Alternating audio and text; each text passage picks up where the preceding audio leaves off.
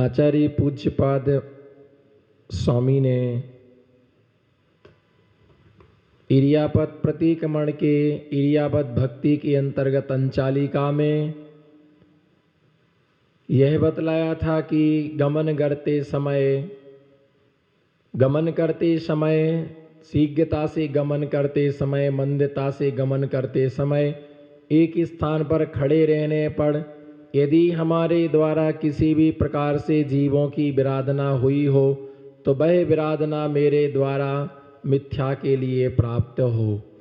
इसी प्रकार से चंकमणे व हाथ पैर फैलाने पसारने आदि पर भी पाणुगमणे प्राणियों पर गमन करने पर बीजुगमणे, बीज पर गमन करने पर हरिद्दुगमणे, हरितकाय जीवों पर गमन करने पर आचार्य महाराज दिया कि यहाँ पर इस प्रकार से प्राणियों के ऊपर कोई सूक्ष्म जीव जंतु है, यदि उन सूक्ष्म जीव जंतुओं पर हमारा धोखे से भी क्या हो गया, पैर पड़ गया। पहली बात तो साधक धर्मात्मा संयमी का संयम यही है। बोलो संयमी का संयम यही है कि देख करके चलना। बोलो संयमी का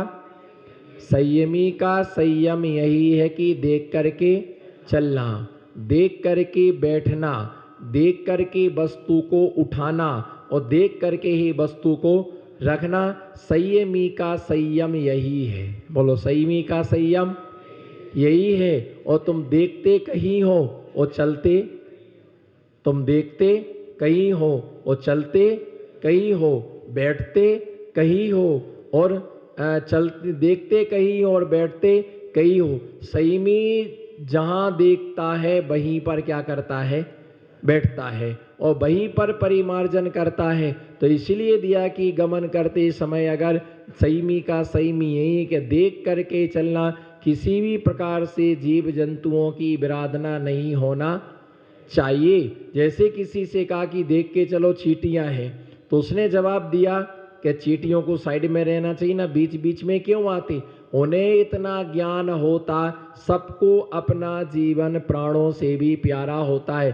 कोई भी जीव मरना, बोलो कोई भी जीव मरना नहीं चाहता है, मौत आ जाती है इसलिए उसको मरना पड़ता है। बाकी कोई भी जीव संसार में मरना नहीं चाहता है। कितना भी क्लेश भोग रहा हो, कितना भी कष्ट भोग रहा हो, कितना बीमार से बीमार हो, पर कोई भी जीव मरना, कोई भी जीव संसार में क्या नहीं होना चाहता है, कोई भी जीव मरना नहीं चाहता है। लेकिन आयु कर्म का क्षय हो जाता है इसलिए उसे मरना।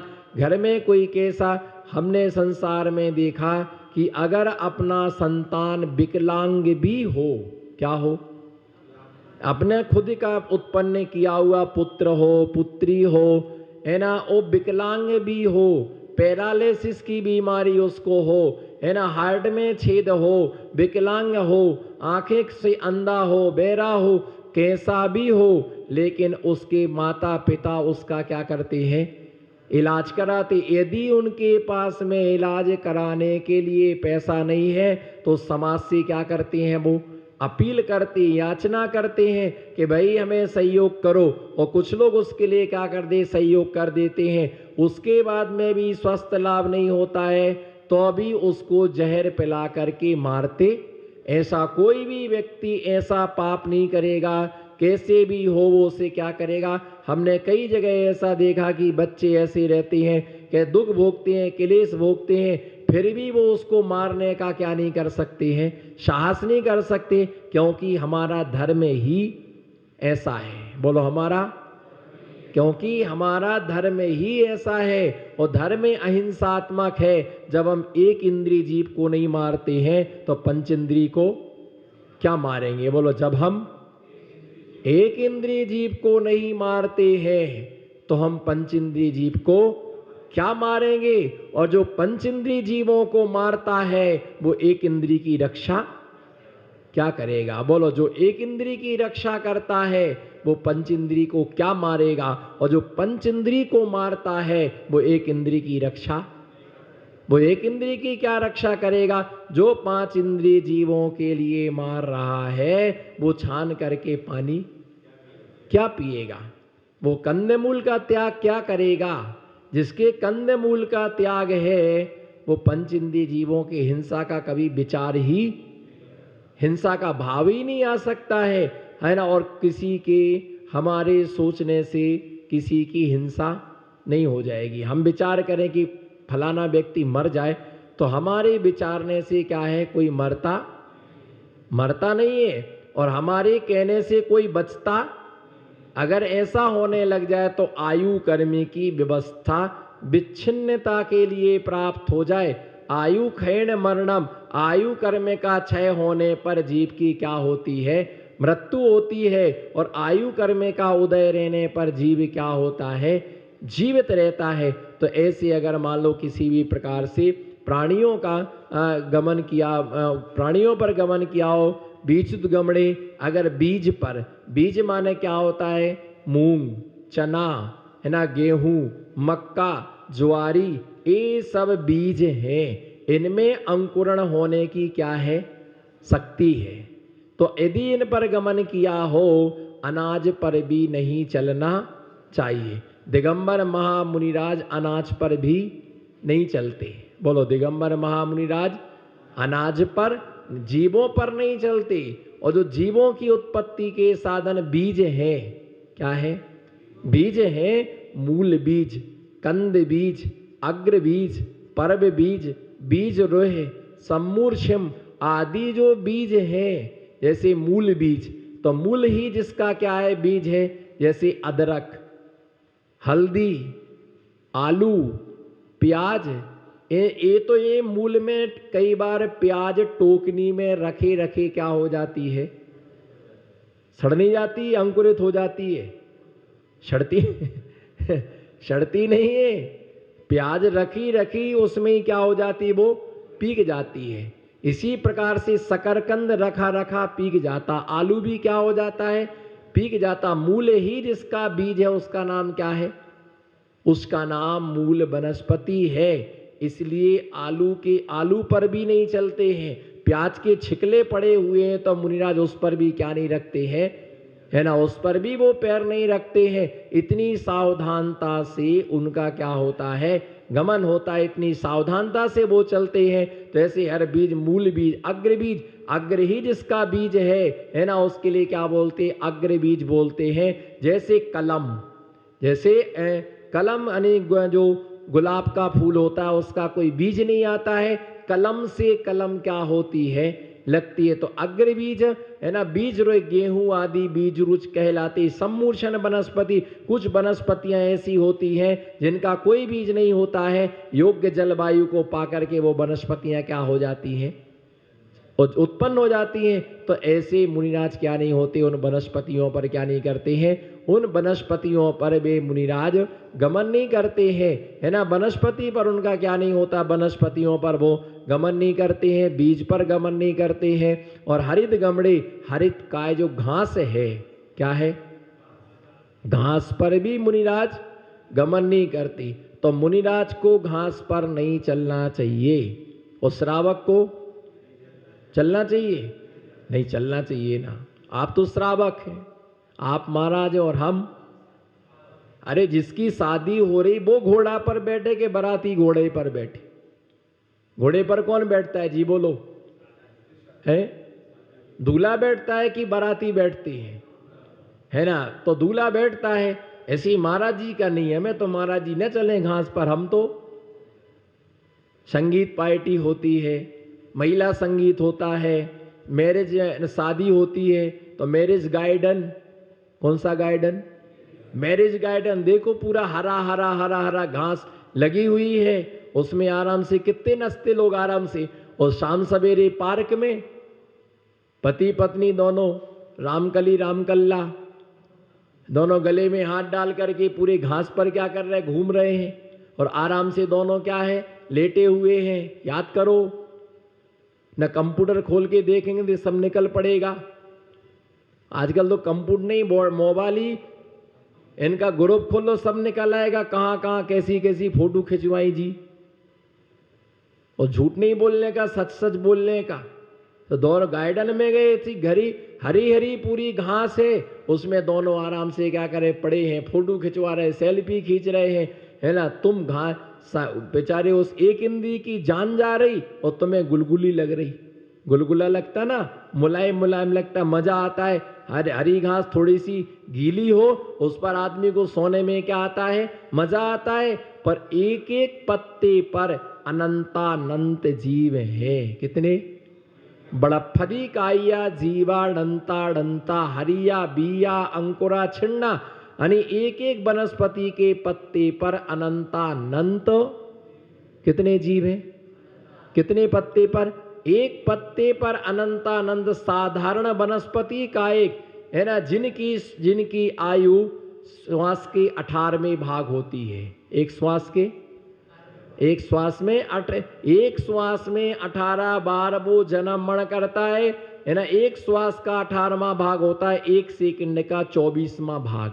कितना? एक सेकंड का 24वां भाग, है ना, 24वां भाग होता है, जिसके लिए बोलते क्षुद्र भव। या जन्म हुआ और वहां पर मृत्यु हुई, या जन्म लिया वहां पर मृत्यु, यहां पर जन्म हुआ वहां पर मृत्यु। तो एक श्वास में 18 बार वो क्या करता है, एक जीव, बोलो एक जीव एक अंतर्मूर्त में 66,336 बार जन्म और मरण करता है। कितने बार? एक अंतर्मूर्त 48 मिनट के अंदर एक निगोदिया जीव जो है, वो निगोदिया जीव एक अंतर्मूर्त में 66,336 बार क्या करता है, जन्म मरण करता है, जिसमें एक इंद्री के 66,132। कितने? एक इंद्री के कितने? 66,132। दो इंद्री के 80, तीन इंद्री के 60, चार इंद्री के 40, असंगी पंच इंद्री के 24, असंगी पंच इंद्री के 24, ये सब मिला करके 204 और 132 336, है ना। एक अंतर्मूर्त में जीव 66,336 बार जन्म और मरण के लिए करता है। इतने बार जन्म लेता है, इतने बार मरण करता है। तो ऐसे हमारे द्वारा किसी भी जीव की क्या ना हो, विराधना ना हो। हम अहिंसावादी हैं, घास पर नहीं चलना। प्रतिमाधारी श्रावक जो होता है, 2 प्रतिमाधारी, 3 प्रतिमाधारी, 5 प्रतिमाधारी, तो इस श्रावक जो प्रतिमाधारी होता है, इसके विषय में एक आ गया है कि त्रिश हिंसा का त्याग बिथा थावर न सा। जो जीव होता है ना, प्रतिमाधारी व्रती होता है, उसका त्रिश हिंसा का क्या होता है, त्याग होता है। कौन सी हिंसा का?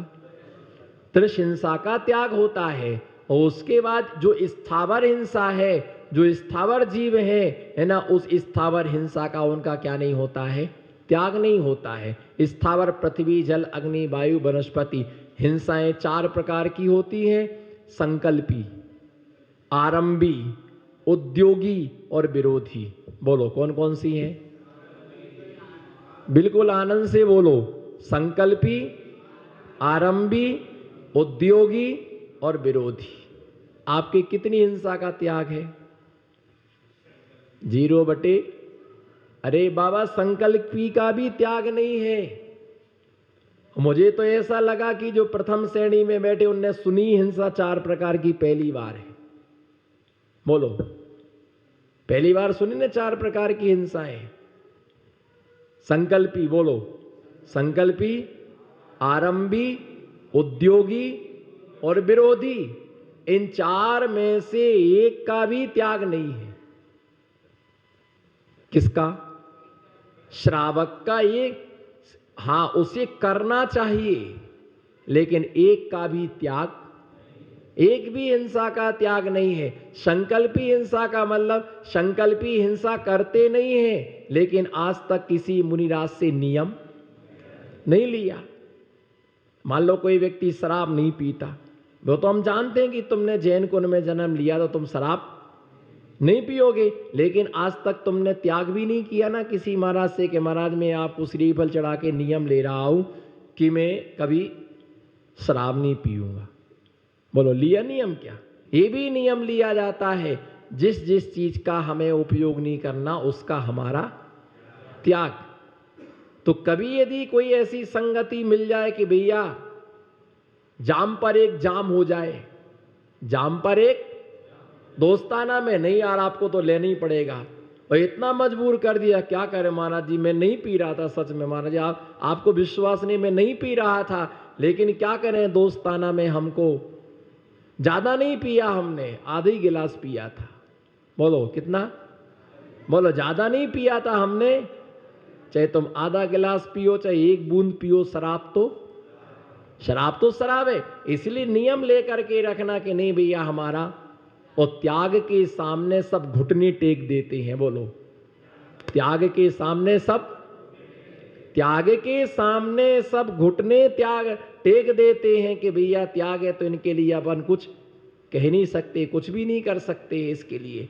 तो ऐसे संकल्पी का मतलब होता है कि किसी को संकल्प पूर्वक मारना, तुम्हें हम छोड़ेंगे नहीं चाहे कुछ भी हो जाए, तुम जाओगे कहां बच करके। तो ऐसा जो संकल्प पूर्वक किसी को मारना, इसका नाम क्या है, इसका नाम क्या है, संकल्प। और जितने राजा महाराजा होते हैं वो इस संकल्प से कभी भी बचते नहीं है। जब रावण के लिए पता चला कि रावण ने निमित्त ज्ञानियों से पूछा कि हमारी मृत्यु का कारण क्या होगा, तो ज्योतिषियों ने बतलाया, निमित्त ज्ञानियों ने बतलाया कि जनक की पुत्री और दशरथ का पुत्र तुम्हारे मृत्यु के क्या बनेंगे, कारण बनेंगे। किसके, जनक की पुत्री और दशरथ का पुत्र तुम्हारे मृत्यु का कारण बनेगा। तब तक मालूम विभीषण ने सोचा, अच्छा मेरे भाई की मृत्यु के कारण के पुत्र पुत्रियां बनेंगी, चलो ये पुत्र पुत्रियां उत्पन्न हो इससे पहले ही इनको परलोक भेजे देते। इसका नाम है, बोलो इसका नाम है, इसका नाम है संकल्पी हिंसा, इसका नाम है संकल्पी हिंसा। जैसे ही वो ढूंढने निकले तब तक नारद जी ने ये बात सुन ली और जनक को दशरथ को बता दी। तो उन्होंने बताया कि तुम एक डुप्लीकेट दशरथ और जनक बनाओ। तो ऐसे ही डुप्लीकेट दशरथ और जनक बनाए गए। बिल्कुल ऐसा लगता था कि ये साक्षात दशरथ और जनक हैं, और उनको सातवें खंड पर रख दिया और विभीषण के लिए है ना उन्होंने देखा और सिर काट के दे दिया, और उनका सिर उन्होंने क्या समुद्र में क्या विसर्जित कर दिया।